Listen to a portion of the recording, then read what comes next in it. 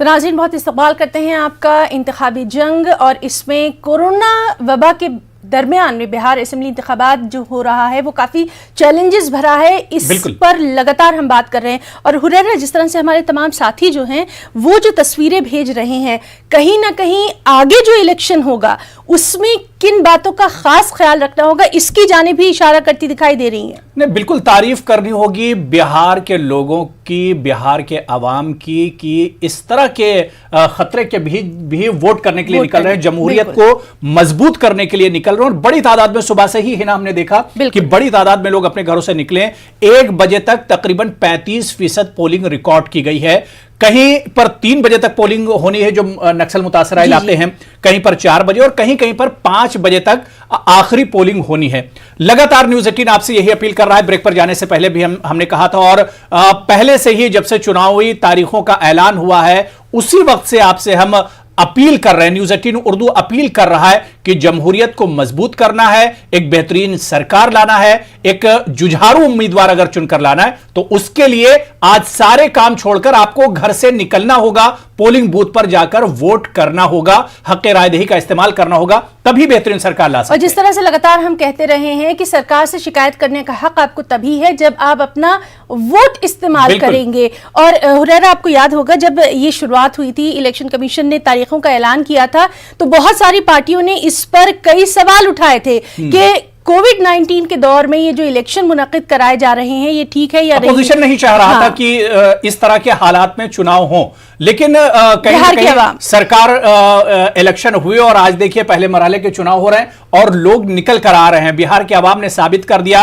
कि खतरा कितना भी बड़ा हो लेकिन जमहूरियत को मजबूत करके रहेंगे। आरजेडी के लीडर तौकीर आलम साहब लगातार हमारे साथ जुड़े हुए हैं। तौकीर आलम साहब, 2020 का ये चुनाव आज का पहला मरहला कहीं ना कहीं आरजेडी का वकार दांव पर लगा है। एक नई शुरुआत तेजस्वी यादव की शक्ल में आरजेडी कर रही है। बहुत अहम चुनाव है आरजेडी के लिए। इस बार चुनाव में 15 वर्षों की कुशासन व्यवस्था के विरोध में, भुखमरी के विरोध में, बेरोजगारी के विरोध में, पलायन के विरोध में एक नई सोच के साथ बिहार के 2.5 करोड़ जनता अपने विकास पुरुष युवा साथी तेजस्वी यादव के पक्ष में वोट कर रहे हैं। निसंकोच 71 में 50 के पार होने की संभावना है। 21 सीटें आपने कम कर दी। तेजस्वी यादव का दावा है कि 71 में 71 सीटें आरजेडी और अजीम इत्तेहाद को मिलेंगी, महागठबंधन को 21 सीटें तो फिर सब आप कम कर रहे हैं, नाराज हो जाएंगे तेजस्वी यादव। 71 में प्रतिशत उन्होंने कहा है, 71 में 71% परसेंटेज उन्होंने निकाला है। हमने कहा कि 71 विधानसभाओं में 50 के पार, यानी कि हमारा जो प्रतिशत आंकड़ा होगा वो 80 के पार होगा। जी बिल्कुल। तौकीर साहब, जब बार बार आप अपने युवा नेता की बात कर रहे हैं और करना भी चाहिए, आपसे ये भी जानना चाहेंगे बिहार के और भी तो बहुत से युवा हैं, बहुत से नौजवान हैं, खासतौर से वो नौजवान जो कि दूसरी रियासतों में जाते हैं तालीम हासिल करने के लिए, वहां उन्हें कई तरह की दिक्कतों का सामना करना पड़ता है। उनके लिए क्या कुछ रोड मैप तैयार किया जा रहा है? क्योंकि अगर नौजवानों की बात की जा रही है तो उन नौजवानों को नहीं आप भूल सकते हैं। आपका सवाल लाजमी है। हमारे तेजस्वी यादव ने सबसे पहले रोजी रोटी, दवाई और मकान पे सबसे बेहतर काम करने का अपने बिहार वासियों के सामने वचन दिया है और यह भी कहा है कि स्वास्थ्य और शिक्षा में हमारे जो भी कदम है एकदम निस्वार्थ और लगन के साथ हम विकास करेंगे। और बिहार के एक भी जो लोग प्रवासी मजदूर के रूप में प्रदेश में जाकर काम करते हैं वो नहीं करना पड़ेगा, क्योंकि यहाँ कल कारखाने, लघु उद्योग और छोटे छोटे कारोबार को प्रोत्साहित कर उन्हें रोकने का आलम साहब, इन वादों और दावों पर भरोसा कब तक भरोसा किया जाएगा? कैसे भरोसा किया जाए इन दावों पर, इन वादों पर? यही दावे और वादे तो बीजेपी और जेडीयू और नीतीश कुमार भी आज कर रहे हैं। नीतीश कुमार कह रहे हैं कि एक बार फिर हमें मौका दीजिए और जो गलतियां पीछे हुई हैं, जो काम पीछे छूट गए हैं, जो काम कंप्लीट नहीं हुए हैं, वो हमारी सरकार आगे करेगी। तो वादे दावे तो हर तरफ से किए जा रहे हैं। हम ये कैसे मान लें कि आरजेडी और तेजस्वी यादव के जो दावे और वादे हैं वो फुल प्रूफ हैं, उन पर काम किया जाएगा? कैसे माना जाए?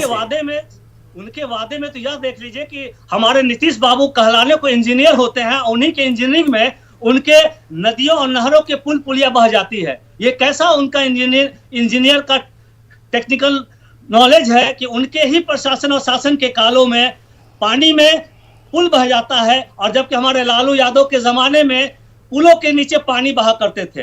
ये तो बहुत का फर्क है। इंजीनियर होने के नाते उन्होंने अपने बिहार प्रदेश में शिक्षा की व्यवस्था चौपट कर दी। आज शिक्षा के क्षेत्र में लोग बिहार से दूसरे स्टेट में वो जाते हैं, और जाने के बाद में उनकी शिक्षा में जो परेशानियां दिख रही है, वो हमारे साथी तेजस्वी यादव इस बात को महसूस किया और कहा कि अगर वर्तमान में अगर 2020 में हमारी सरकार बनती है तो निसंकोच इस बार विश्वविद्यालय के जितने भी सेक्टर हैं उनमें अच्छे से अच्छे तालीम, अच्छे से अच्छे प्रोफेसरों की बहाली की जाएगी, और निसंकोच सारी व्यवस्थाएं अपने बिहार में हम रखेंगे, चाहे वो शिक्षा का क्षेत्र हो, चाहे वो स्वास्थ्य का क्षेत्र हो, चाहे रोजी रोटी, कपड़ा और मकान का क्षेत्र हो। किसी को तौकीर आलम जी ठीक है, आपसे लगातार हमारी बातचीत जारी है, और यहाँ पर हम ये भी जानना चाहेंगे, नौकरियों की बात जिस तरह से आपके नौजवान लीडर ने की और उसके बाद से वो बिल्कुल बिहार की सियासत पर वो चीज छा गई, नौकरियां आएंगी कहां से? क्या इतनी नौकरियां हैं? खासतौर से सरकारी नौकरी की बात की जा रही है, इसके बारे में क्या कुछ?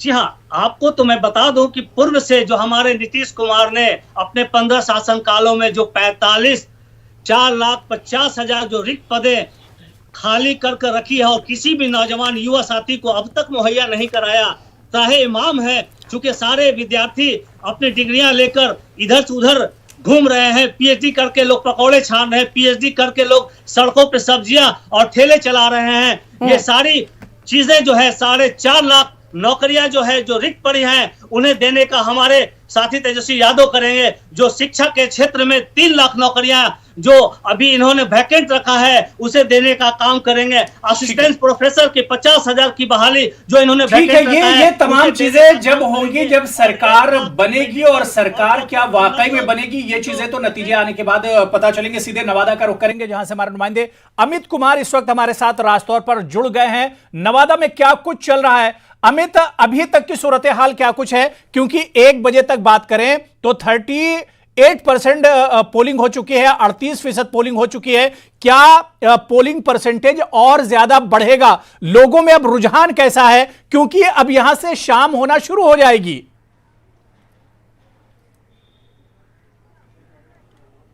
देखिए, निश्चित तौर पे लोगों में जो वोटरों में जो है वो रुझान जो है वो बड़ी है, और जैसे जैसे दिन जो है वो ढलान की तरफ बढ़ रहा है, तो वोटर जो हैं, चूँकि कई ऐसे वोटर थे जो इत्मीनान से वोट देना चाहते थे। कई वोटरों ने तो सबसे पहला काम किया, लोकतंत्र का महापर्व जो है, अधिकार जो उन्हें मिला कि वो अपना सारा काम छोड़ के सबसे पहले वो उन्होंने वोट कास्ट किया। लेकिन कुछ ऐसे भी थे जो चाहते थे कि भीड़ का हिस्सा हम ना बने, चूँकि कोरोना काल चल रहा है, कोविड को भी ध्यान में लोगों ने रखा है, और इत्मीनान से सारे काम निपटा करके बूथ पे आ रहे हैं। अभी भी देखिए, महिलाओं के आने का जो सिलसिला है वो बदस्तूर जो है वो जारी है, और यहाँ पे सुखद तस्वीर ये है कि बिल्कुल शांत माहौल में जो है वो चुनाव हो रहे हैं। कोरोना काल में देश में पहला राज्य जो है वो बिहार बना है जहाँ पे चुनाव हो रहे हैं, और मतदान करने के लिए जो लोग हैं वो यहाँ पे पहुँचे हैं। हम यहाँ पे नवादा में हैं, और नवादा में खास तौर पे कहा जाता है कि सियासत की ये सरजमी मानी जाती है।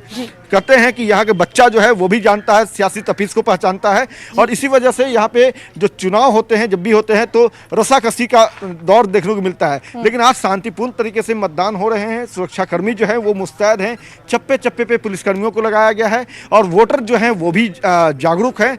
किसी तरह की कोई विवाद ना हो, इसको ध्यान में रखा जा रहा है। शांत तरीके से लोग आ रहे हैं, इपिक अपना दिखा रहे हैं।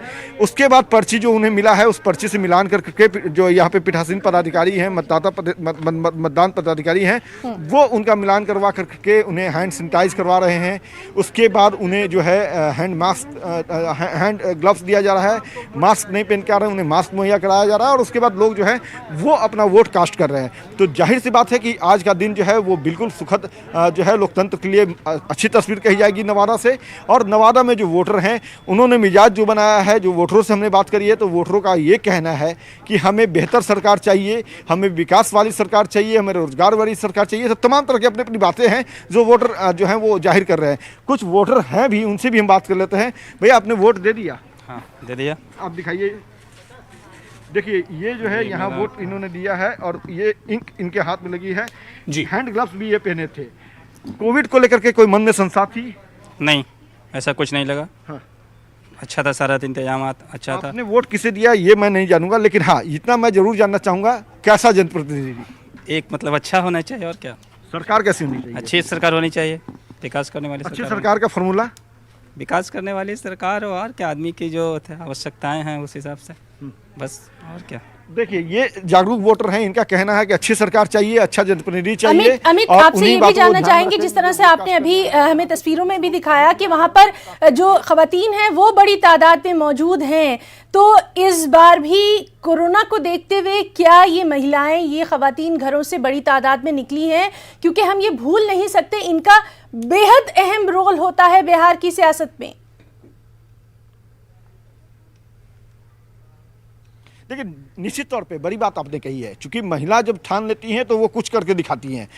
2005 की तस्वीर हमें याद है, 2010 की याद है, 2015 की याद है।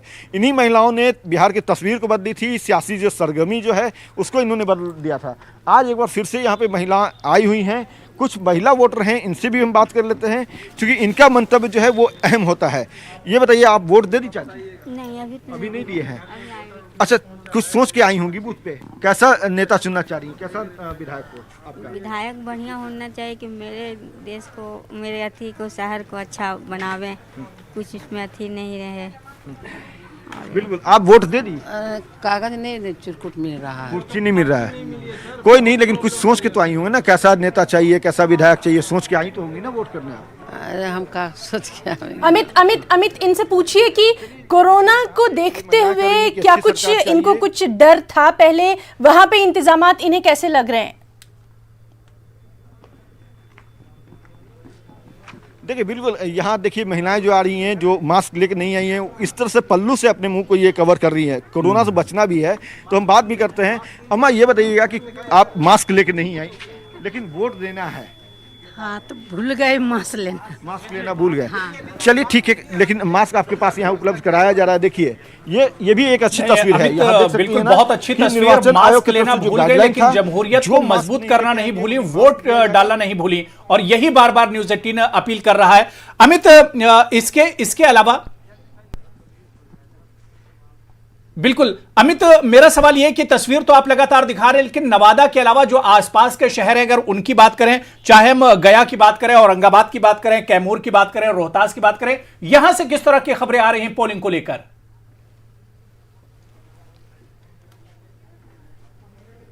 देखिए बिल्कुल, बांका से हम चले थे। बांका में हमने देखा मतदाताओं का जो रुझान था वो सुबह तेज़ था, जैसे जैसे दिन चढ़ा मतदाताओं का जो रुझान है वो कम होने लगा। लेकिन फिर जब दिन ढलान पे आया है तो जो मतदाता हैं वो अपने घरों से निकल रहे हैं। जो आने की कतार जो है वो नहीं थम रही है। लगातार महिलाएं खास तौर पे आ रही हैं, आकर के वोट कास्ट कर रही है। जमुई में भी उसी तरह की तस्वीर देखने को मिली। नवादा में मैं मौजूद हूं, जो तस्वीर आप दर्शकों को दिखा रहे हैं, तो यहाँ पे भी जो है वोटर्स जो है वो अवेयर हैं। और थोड़ा वक्त का जरूर उन्होंने ये किया कि वक्त जब ढलान पे आ गया दिन तो जाकर के मैं वोट कास्ट करूँगा। चूँकि आज 6 बजे तक वोट होना है, अमूमन 5 बजे तक होती है, लेकिन इस बार कोरोना को देखते हुए 6 बजे तक का समय निर्धारित किया गया है, वोट कास्ट करने का मौका दिया जा रहा है। तो इसी बात को ध्यान में रखते हुए यहाँ महिलाएं जो है जी अमित, लगातार हम आपसे भी तमाम मंजरनामा जो है वो जान रहे हैं और हमारे साथ मौजूद हैं हमारे साथी महफूज आलम भी। महफूज, इस वक्त आप कहाँ पर मौजूद हैं और वहाँ पर अभी क्या कुछ वोटिंग परसेंटेज नजर आ रहा है? क्योंकि जिस तरह से लगातार हमारे साथी अबू हुरैरा कह रहे हैं कि सबसे अच्छी बात यह रही है कि लोग निकल कर आए हैं, अगर एहतियात नहीं करी है तब भी वहां पर पहुंचकर वो तमाम चीजों का खास ख्याल रख रहे हैं। यानी वो जज्बा कि जमहूरियत के जश्न में उन्हें शामिल होना है, ये बड़ी बात है और इसका ध्यान हर सियासी पार्टी को रखना चाहिए। महफूज,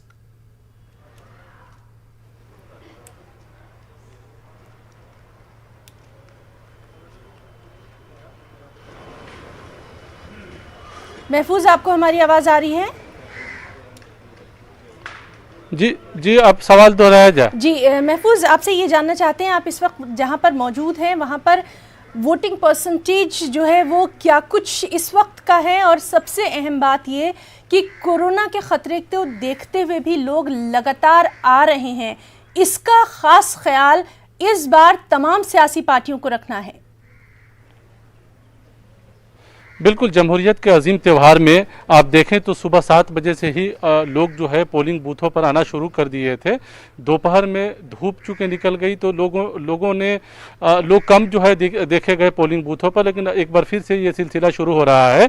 ये हम लोग जो है कासमी हाई स्कूल में है, अभी गया का ये पोलिंग बूथ है। यहाँ 4 पोलिंग बूथ बनाया गया है कासमी हाई स्कूल में। अक़लियतों की बड़ी आबादी है जो कि यहाँ आकर अपने हक़ रायदही का इस्तेमाल करती है। सुबह 7 बजे से ही इस पोलिंग बूथ पर बड़ी तादाद में लोग पहुँच रहे थे। हालांकि अभी लोगों की तादाद काफ़ी कम है, बावजूद इसके ये लोग कह रहे हैं, यहाँ पे जो इंतज़ामिया है जो देख रहे हैं पूरे इंतखाब को, ये कह रहे हैं कि धीरे धीरे अभी भी लोग आएंगे, पोलिंग बूथों पर अपने हक़ रायदही का इस्तेमाल करेंगे। इस पोलिंग बूथ की बात करें तो सिर्फ 42% अभी वोट पड़ा है यहाँ पे। आप लोग वोट दे दिए हैं अभी। क्या मुद्दे हैं यहाँ पे गया के ख़ास तौर से अगर देखा जाए तो? मुद्दे तो जहाँ पे आपका जो सेंटर है इलेक्शन का, वहाँ पे रोड का हालत इतना ख़राब है कि हमेशा बरसात ही नज़र आता है, इतना बुरा हाल है। तो अभी पोलिंग बूथों पर कम लोग हैं, सुबह में ज़्यादा लोग थे। जी जी बिल्कुल होंगे, हम तो अभी आ रहे हैं भाई, अभी आ रहे हैं। तो आप क्या चाहते हैं, आप लोग क्या बदलाव चाहते हैं? हर शख्स जब वोट देने आता है तो उसके मन में बड़ी बड़ी बातें होती है। बिल्कुल, सबसे पहली बात है कि सफाई है नंबर 1, एजुकेशन है और रोज़गार है मेन चीज़। सफाई, रोज़गार। आप बताएं मैम, आप क्या कहेंगे आज के हवाले से? ठीक ही है, यहाँ पर का हालात जैसा देख रहे हैं, आने जाने का दिक्कत है। रही बात जहाँ तक मॉर्निंग में बहुत ज़्यादा भीड़ थी, तो बहुत से लोग चाहते हैं कि जितना स्टार्टिंग में दे लें ताकि सहूलत ज़्यादा हो। सोशल डिस्टेंसिंग की वजह कर लोग और सवेरे दोगे, और या तो फिर लास्ट में करें, क्योंकि बीच में ज़्यादा मतलब हो जाता है भीड़ भाड़, जिसकी वजह यहाँ पे जो है कोरोना की मुद्दत कार में चूँकि इंतखाब हो रहा, तो यहाँ इस पोलिंग बूथ पर क्या इंतज़ाम किया गया है? आई डोंट नो, हम क्या बताएं। इंतज़ाम ठीक है, सोशल डिस्टेंसिंग के साथ लोग पीसफुली लोग वोट दे रहे हैं, अच्छी बात है।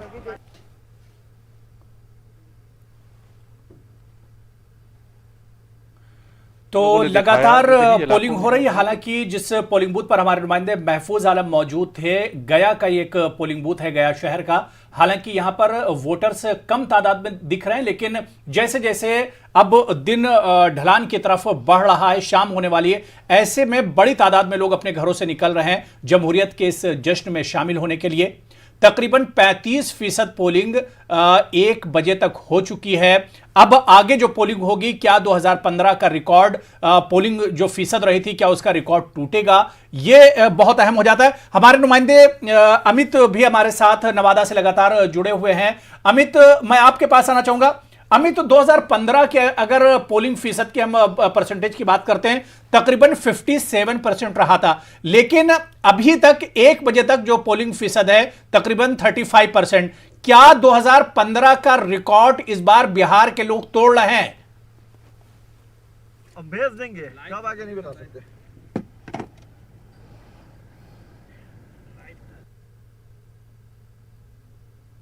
अमित, क्या आपको हमारी आवाज आ रही है? तो नाज़रीन, हमारे साथ हमारे 2 नुमाइंदे थे, महफूज आलम भी मौजूद थे और अमित भी, जिनसे लगातार हम बात कर रहे हैं तमाम तर। और हुरैरा, जिस तरह से तस्वीर निकल कर सामने आ रही है, आपने बिल्कुल सही कहा कि लोगों की भीड़ जो है वो ये बता रही है कि जमहूरियत के इस जश्न में वो हर हालत में शामिल होना चाहते हैं, अपना वोट देना चाहते हैं। और हमारे साथ ख़ास मेहमान तौक़ीर आलम साहब भी मौजूद हैं, और एक और मेहमान मोहम्मद इरशादुल्लाह साहब भी हमारे साथ जुड़ रहे हैं, JDU से हैं ये, और लगातार हम बात कर रहे हैं। तौक़ीर आलम साहब, पोलिंग तो बहुत सही चल रही है, और इसी पोलिंग परसेंटेज पर हम बात कर रहे हैं क्योंकि लगातार कोरोना के दौर में पोलिंग हो रही है। तौक़ीर आलम साहब, अपोजिशन को जिस बात का डर था, और अपोजिशन बिल्कुल बजिद था कि कोरोना के इस दौर में चुनाव ना कराए जाए, चाहे कांग्रेस की बात करें, RJD की बात करें, लेफ्ट की बात करें, सभी नहीं चाहते थे कि चुनाव हो कोरोना के इस दौर में। लेकिन जिस तरह से पोलिंग हो रही है तौक़ीर आलम साहब, क्या आपको नहीं लगता है कि आप लोगों की या अपोजिशन की जो सोच थी वो कहीं ना कहीं गलत थी? बड़ी तादाद में लोग निकलकर अपने घरों से आ रहे हैं, कोरोना का डर अलग, लेकिन लोग चाह रहे हैं कि जमहूरियत को मजबूत किया जाए। बिल्कुल सही। हमारे साथी तेजस्वी यादव का ये सोच था कि कोरोना महामारी में हमारे जो बिहार की जो गरीब जनता है इसके शिकार ना हो। इस एवज में उन्होंने कहा था कि अगर कुछ वक्त आगे बढ़ा दिया जाए तो हमारे बिहार की जनता का भला होगा। लेकिन सबसे बड़ा सवाल, कोरोना महामारी के वक्त जो बदहाल बिहार हुआ, तो यहाँ पर तो बात आमने सामने हो जाता है। बदहाल बिहार बनाम नीतीश कुमार के विरोध में बिहार की आमने सामने खड़ा होकर जो आज वोटिंग पर अपना जो मतदान का जो आक्रोश था, इससे यह साबित होता है कि वर्तमान सरकार नीतीश कुमार का सोपड़ा साफ हो चुका है और किसी भी क्षेत्र में वो अब इस 71 के विधानसभा में कामयाबी हासिल करने नहीं जा रहे हैं, चूंकि जनता का रुझान और सिर्फ महागठबंधन के पक्ष में, राष्ट्रीय जनता दल के पक्ष में है, क्योंकि सारी जनता बिहार की यह मान चुकी है कि युवा राजद के साथी तेजस्वी यादव के सर पर ताजपोशी का चेहरा बांधने के लिए परचम लहरा दिया है। नहीं, अब ताजपोशी किसकी होती है, कुर्सी बिहार की किसकी मिलेगी, ये तो पता चलेगा जब नतीजे आना शुरू होंगे। 10 तारीख जब नतीजे आना शुरू हो जाएंगे तौकीर आलम साहब, नतीजे भी इस बार हो सकता है बहुत दिलचस्प होने वाले होंगे। लेकिन तौकीर आलम साहब, बिहार की इस आवाम के लिए काम करना बिल्कुल बहुत लाजिम हो जाता है, जो अपनी जान हथेली पर रखकर कोरोना के इस दौर में तमाम पार्टियों के लिए वोट करने के लिए निकल रहे हैं। बिहार के इस आवाम को बेवकूफ न बनाया जाए। बहुत साल इन्हें बेवकूफ बना लिया गया, बहुत साल इनके साथ झूठे वादे किए गए, बहुत दिनों तक इन्हें लालच दिखाई गई और इनके साथ सिर्फ वादे किए गए, झूठे वादे। लेकिन अब क्या जिम्मेदारी नहीं बनती है, जो भी सरकार आए वो इस आवाम के दुख दर्द में शामिल हो। कोरोना जैसे दौर में आप मान लीजिए कि 35% से ज्यादा अभी तक पोलिंग हो चुकी है। तौकीर साहब जी, मेरा यह कहना है कि आपने सही कहा कि 35% वोट का पोलिंग हो चुका है, लेकिन वक्त आते आते वो 50 भी पार करेगा। चूंकि वजह क्या है कि आपने इंजीनियर नीतीश बाबू के शासनकाल को 15 साल की हुकूमत ने बिहार की जनता ने देख लिया, और अब एक स्पोर्ट्स प्लेयर खिलाड़ी कभी भी तौकीर साहब यही बात मेरे साथी अबू हुरैरा पूछ रहे हैं कि जो जनता आपके लिए निकल कर आई है, अपनी जान को खतरे में डालकर निकल कर आई है, क्या अब उनके लिए काम करना आप लोगों का फर्ज नहीं बनता? वादे बहुत हो गए, दावे बहुत हो गए, क्या जमीनी स्तर पर उनके लिए काम किया जाएगा? इस बार की जो ताजपोशी है इंजीनियर के हाथ में नहीं, जनता सौंप रही है, एक अच्छे क्रिकेटर खिलाड़ी के हाथ में सौंप रही है। इसी बात और विश्वास के साथ जनता एक खिलाड़ी के हाथ में अपने बिहार का ताजपोशी करने के लिए तैयार है और अपने घरों से मत तक निकलकर अपने साथी तेजस्वी यादव को जीत हासिल कराने के लिए संकल्प के साथ होकर वोटिंग कर रहा है। तौकीर आलम साहब, बार बार नीतीश कुमार के 15 सालों को आप टारगेट कर रहे हैं, लेकिन आप ये क्यों नहीं मान रहे हैं कि इन 15 सालों से पहले लालू यादव और आरजेडी के भी 15 साल थे? उन 15 सालों के बाद आखिर लोगों ने सरकार क्यों बदली थी? लोगों ने आखिर लालू यादव को क्यों हटा दिया था? लोगों ने आरजेडी को क्यों रिजेक्ट कर दिया था? ऐसी बात नहीं है, रिजेक्ट कहां किया था, वो तो मानववादी का एक लड़ाई था। लालू यादव ने गरीब इंसान और गरीब बिहार जनता के लिए एक लड़ाई लड़ी थी।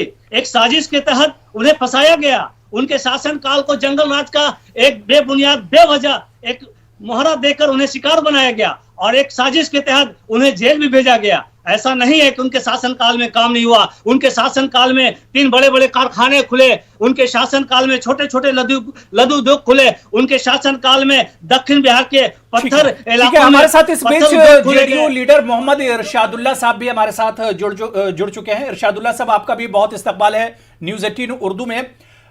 इरशादुल्लाह साहब, क्योंकि पहला एक तरह से बिहार इंतखाबात की शुरुआत हो चुकी है, आज पहला महाज है, बहुत कम वक्त इसमें बचा है, लेकिन बिहार के अवाम ने साबित कर दिया कि जमहूरियत को मजबूत करने के लिए उन्हें अपनी जान की बाजी भी लगाना हो तो उसके लिए वे पीछे नहीं हटेंगे, और ये आज बिहार के अवाम ने एक तरह से साबित कर दिया है। इरशादुल्लाह साहब, पहली जो पोलिंग हुई है, 1 बजे तक पोलिंग तकरीबन 35% हुई है, कितनी हौसला अफजा है ये पोलिंग, और क्या आपको लगता है कि 2015 का रिकॉर्ड जो 57% पोलिंग हुई थी, उसका रिकॉर्ड इस बार बिहार के लोग तोड़ने जा रहे हैं?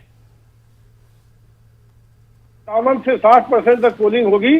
हम लोगों के इलाके में भी करीब 35 से 36% पोलिंग 2 बजे तक हो चुकी है।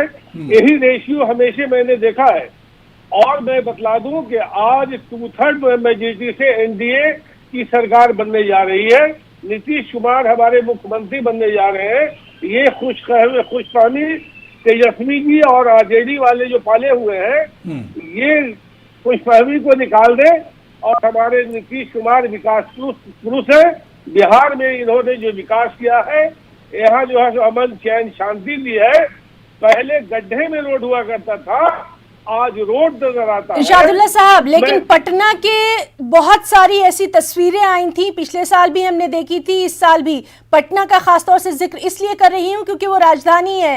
पानी में घर डूबते दिखाई दे रहे थे, लोगों को बहुत दिक्कतें पेश आई थी। तो कहीं ना कहीं आपकी ये जो बात है वो पीछे दिखाई देती है। इसके लिए क्या कुछ कहेंगे? सैलाब को भी आप नहीं हरगिज नकार सकते। बरसातें आती है हर स्टेट, बड़े बड़े स्टेट में मैंने देखा कि जो डिस्चार्ज होना है, डिस्चार्ज से ज्यादा अगर बारिश हो जाती है तो फिर कुछ न कुछ वाटर लॉगिंग होता है।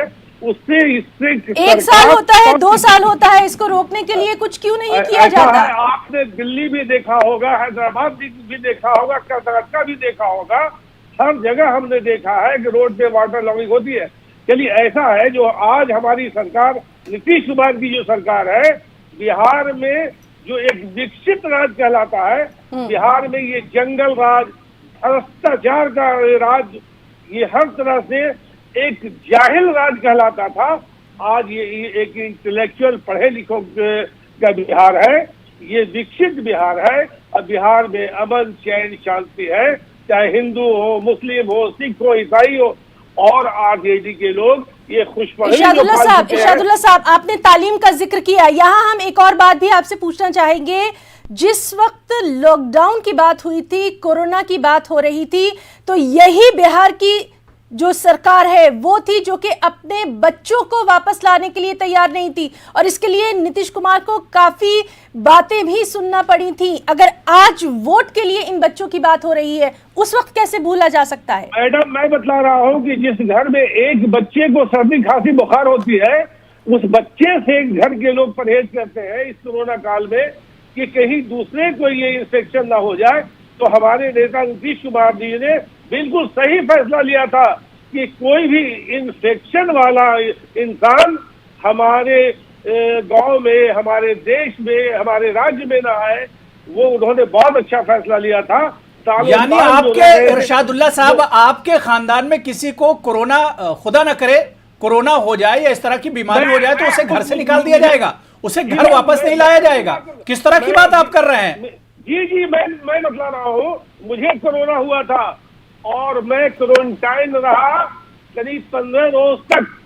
खाना मुझे मिलता था, मैं कोरोना से इन्फेक्टेड रहा, हमारे बच्चे रहे, हमारी बहुएं रही। तो फिर क्या उन बच्चों को दूसरी स्टेट से लाकर अपने बिहार में क्वारंटीन नहीं किया जा सकता था? उनको बेयारो मददगार क्यों छोड़ा गया? ये हमारा सवाल है। मैडम, ऐसा है कि ये हालात ऐसे थे कि उस वक्त हम लोगों को खुद ही समझ में नहीं आ रहा था कि मैं अपने बच्चों के साथ किस तरह से पेश आऊं। मैं अपने बच्चों का बाप था, मुझे इन्फेक्शन हुआ और कोरोना पॉजिटिव निकला।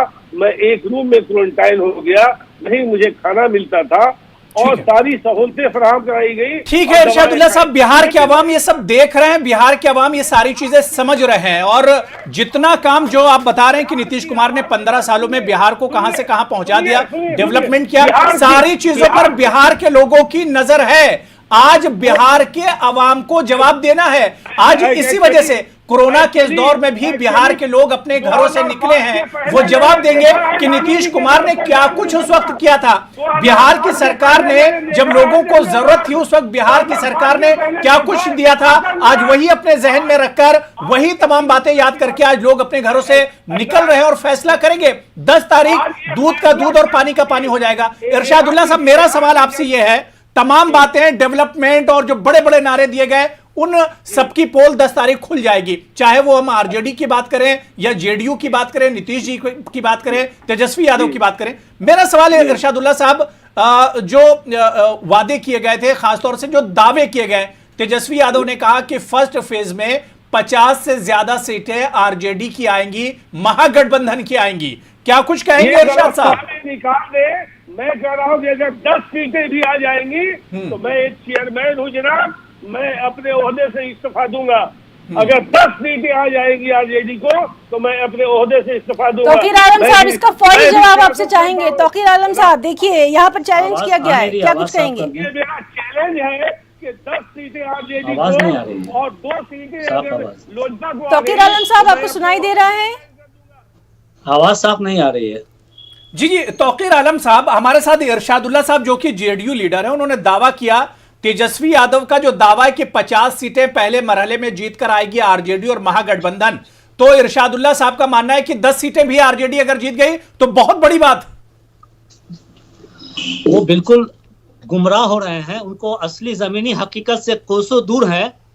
उन्हें इस बात का पता नहीं कि इस बार तेजस्वी की आंधी चल रही है हर परगना, हर विधानसभा में, और सिर्फ तेजस्वी की तूफान में जदयू और जदयू के सहयोगी पार्टी को उड़ा फेंका है। यहाँ की आवाम जनता ने उन्हें नकार दिया है, उन्हें अपने शासन काल का जो देखा हालात को उसे एकदम रिफ्यूज कर दिया है। बिल्कुल कहीं ना कहीं किसी भी जगह 1% भी वो दिख नहीं रहे हैं अपने इस लड़ाई में।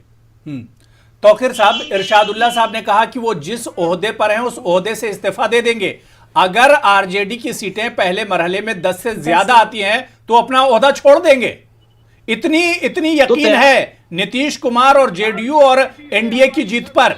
जा रही है 2/3 में किस उम्मीद पर वो इतनी बड़ी चैलेंज कर रहे हैं? 15 सालों में शासन की कुव्यवस्था रही, भुखमरी रहा, बेरोजगारी रहा, पलायन रहा, इन सारी चीजें इतना बिहार की जनताओं के मन मस्तिष्क में बैठ चुका है कि इस बार नीतीश सरकार को कतई कबूल नहीं कर रहे हैं। वो और कह रहे हैं गो बैक, जाने को कह रहे कि इस बार आपका जाना तय है। 2020 में हर हाल में मुमकिन नहीं। पूरे यकीन के साथ बिहार की जनता राष्ट्रीय जनता दल उनके महागठबंधन को वोट कर रही है और उसे जिताकर विधानसभा पहुंचाकर इस बार साथी तेजस्वी यादव को मुख्यमंत्री बनाने का काम कर रही है।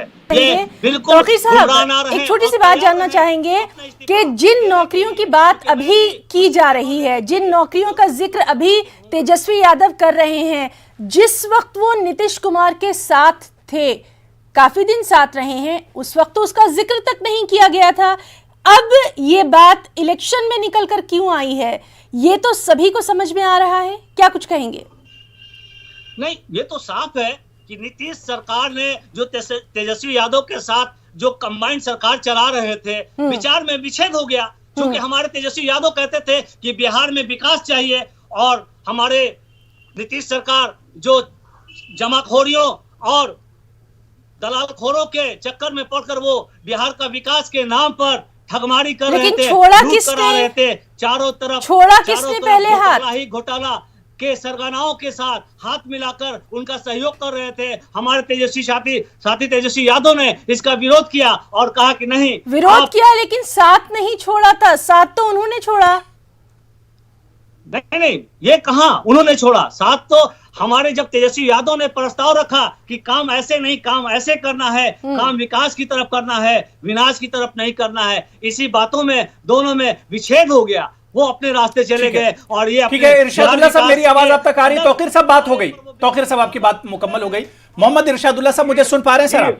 ये उस वक्त जो छोड़ा गया तेजस्वी और लालू जी, इरशाद जी मुझे सुन पा रहे हैं? हाँ या ना में जवाब दीजिए जी। इरशाद साहब, मेरा सवाल यह है, आपने कहा कि 15 सालों में नीतीश कुमार जी ने बिहार को बदल दिया, बिहार में बाहर ले आए नीतीश कुमार। जब इतना ज्यादा काम इस सरकार ने किया है तो नीतीश कुमार जी को आज इतनी मेहनत क्यों करनी पड़ रही है? नीतीश कुमार को आज तीखे वार क्यों करने पड़ रहे हैं अपोजिशन पर? जनाब, ऐसा है, ये लोकतंत्र है और लोकतंत्र में मतदाता जो है सो मालिक होता है। उसके नजदीक चाहे नीतीश कुमार हो या बिल क्लिंटन हो, सारे लोगों को जो है सो ये कैंपेनिंग करनी पड़ती है। मेहनत वो नहीं कर रहे हैं, वो अपने वोटर्स के पास नहीं, यही मेहनत अगर डेवलपमेंट में की जाती, यही मेहनत अगर सैलाब रोकने पर की जाती, यही मेहनत अगर रोजगार लाने पर की जाती, यही मेहनत अगर हेल्थ पर की जाती, यही मेहनत एजुकेशन पर की जाती, तो आज बिहार बदल गया होता। आज ये नहीं कहना पड़ता कि जो काम अभी तक नहीं हुए उसे किया जाएगा चुनाव जीतने के बाद। कोई भी काम ऐसा बचा हुआ नहीं है जो कि बिहार में ना हुआ हो। और नीतीश कुमार ने जो बिहार को दिया है, आने वाली नस्लें याद करेंगी, खास तौर से माइनॉरिटीज के लोग। नहीं तो आपकी साथी पार्टी 19 लाख नौकरियां देने की बात कर रही है, क्या वो गलत बात है? नीतीश कुमार के इख्तिदार में नौकरियां मिल रही हैं, नौकरियों की बाढ़ आई हुई है, फिर बीजेपी नौकरी देने का वादा क्यों कर रही है? इरशाद साहब, 19 लाख नौकरियों का वादा क्यों कर रही है बीजेपी? वो ऐसा है, वो सेंट्रल गवर्नमेंट है, हमारा स्टेट गवर्नमेंट है। दोनों की सरकारें, भारत सरकार और स्टेट गवर्नमेंट का अलग होता है। वो सेंट्रल गवर्नमेंट के वादे पे कोई अपनी बातें नहीं कर रहे हैं। नीतीश कुमार इरशाद साहब, इसी सेंट्रल गवर्नमेंट से, इसी एनडीए की साथी से, इन्हीं नरेंद्र मोदी साहब से आप स्पेशल पैकेज नहीं ले पाए ना बिहार का? अपनी नाकामी क्यों नहीं गिना रहे हैं? एक्चुअली स्पेशल पैकेज नहीं ले सके। आप क्या बात कर रहे हैं? कितना पैकेज जो है तो एनडीए सरकार ने दी, तो वहाँ एनडीए सरकार ने बिहार को कितना पैकेजेस दिया, शायद आप भूल रहे हैं। चाहे वो फ्लड का मामला हो, स्पेशल पैकेज की बात कीजिए। नीतीश कुमार का वादा क्या था बिहार के लोगों से? एक्चुअली स्पेशल पैकेज की बात कीजिए। पैकेज तो सरकारें बहुत देती हैं, पैकेज तो जब बाढ़ आता है तब बिहार के लोगों को पैकेज मिलता है। स्पेशल स्टेटस की बात कीजिए। स्टेटस की बात आप कर रहे हैं, आपने पैकेजेस की बात की, तो सालों भर से पैकेजेस बिहार को मिल रहा है, इसमें कोई कमी नहीं हुई है। जब जरूरत बिहार को पड़ी है, हर आपसे की घड़ी में वो सेंट्रल गवर्नमेंट स्टेट गवर्नमेंट के साथ कांधे से कांधा मिला करके चला है, इसमें कोई दिक्कत नहीं। लेकिन बावजूद हम ये देख रहे हैं कि लगातार खुद नीतीश कुमार की जानिब से कहा जाता रहा कि आगे ये काम करेंगे, आगे और तरक्की करेंगे, यानी फिर काम हुए ही नहीं है। पैकेजेस मिले हैं या दूसरी चीजें मिली, काम नहीं हो पाया। ऐसा है, आज बिहार को सारी दुनिया, पूरा हिंदुस्तान ये कह रहा है कि बिहार ने तरक्की किया है, और दूसरे स्टेट से, दूसरे कंट्री से आकर के यहाँ अपना कारोबार करना चाह रहे हैं, अपना इन्वेस्टमेंट करना चाह रहे हैं। और सब बात हो गई। मैं इसी से जुड़ा हुआ सवाल एक तौकीर आलम साहब से ले लेता हूं। तौकीर आलम साहब, नीतीश कुमार जी ने कहा था कि स्पेशल स्टेटस यानी बिहार रियासत को खुसूसी दर्जा दिलाया जाएगा, हालांकि वो वादा तो पूरा नहीं हुआ, चुनाव फिर आ गए। क्या अगर आरजेडी की सरकार आती, महागठबंधन की सरकार आती है, तो बिहार को खुसूसी दर्जा दिला पाएंगे आप लोग? ये तो हमारा हक है और अधिकार है। हमारी पार्टी साथी तेजस्वी यादव इस मुहिम को बेहद दिल के साथ और हौसले के साथ अपने केंद्र सरकार से निसंकोच मांग करेगी और हर मुमकिन कोशिश करेगी विशेष राज्य का दर्जा मिले, क्योंकि ये हमारा हक और हकूक है। तो बिल्कुल, एक बार जिस तरह से नीतीश कुमार जी ने वादा किया था कि बिहार को खुसूसी दर्जा दिलाएंगे, अब उस पर कहीं ना कहीं तेजस्वी यादव और एक तरह से आरजेडी भी उसी रास्ते पर चल रही है कि बिहार के लोगों को एक तरह से सुनहरे ख्वाब दिखाए जा रहे हैं।